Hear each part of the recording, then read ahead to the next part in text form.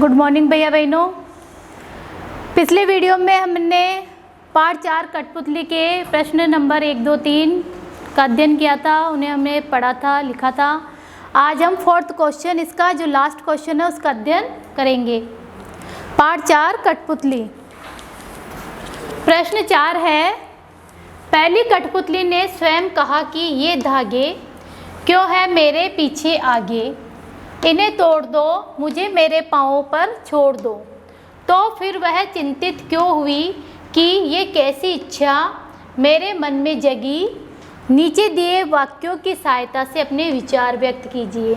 जो ये वाक्य हैं उनकी सहायता से अपने विचार व्यक्त करने हैं। देखो, पहले जो वाक्य है, पहला, उसे दूसरी कठपुतलियों की जिम्मेदारी महसूस होने लगी, उसे शीघ्र स्वतंत्र होने की इच्छा होने लगी। उसे किसे? कठपुतली को। वह स्वतंत्रता की इच्छा को साकार करने और स्वतंत्रता को हमेशा बनाए रखने के उपाय सोचने लगी और वह डर गई क्योंकि उसकी उम्र कम थी।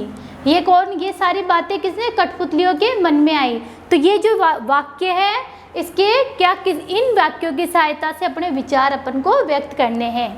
तो इसका आंसर है दूसरी कठपुतलियों द्वारा।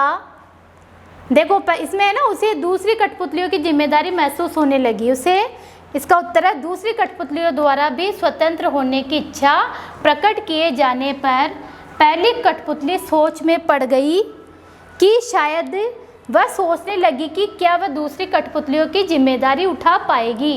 यानी जो कठपुतली थी, जब उसे ऐसे लगा कि मैं क्या दूसरी कठपुतली, अगर हम स्वतंत्र होना चाहते हैं, स्वतंत्र तरीके से अपना जीवन जीना चाहते हैं, तो क्या मैं दूसरी कठपुतली की सहायता कर पाऊंगी या मैं दूसरी कठपुतलियों की जिम्मेदारी को उठा पाऊंगी।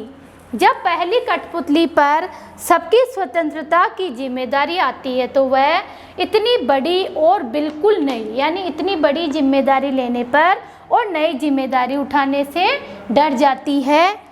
इसलिए वह सोचती है कि ये इच्छा मेरे मन में जगी, मतलब ये इच्छा मेरे मन में कैसे जगी। इसका उत्तर, ये पूरा सारांश यही है इसके प्रश्न के उत्तर का, कि कठपुतली द्वारा जब अपने स्वतंत्रता के साथ अपना जीवन व्यक्त करने के लिए वह दूसरी कठपुतलियों की सहायता करना चाहती है, लेकिन कहीं ना कहीं उनके मन में, उनमें सोच आ जाता है, संकीर्ण विचारधारा आ जाती है कि मैं क्या इन दूसरी कठपुतलियों की सहायता कर पाऊंगी या नहीं कर पाऊंगी। ऐसा सोच के वह दुखी होती रहती है। ये अपना लेसन पूरा कंप्लीट हो गया है। अब कल आगे अपन पार्ट 5 का अध्ययन करेंगे। Thank you.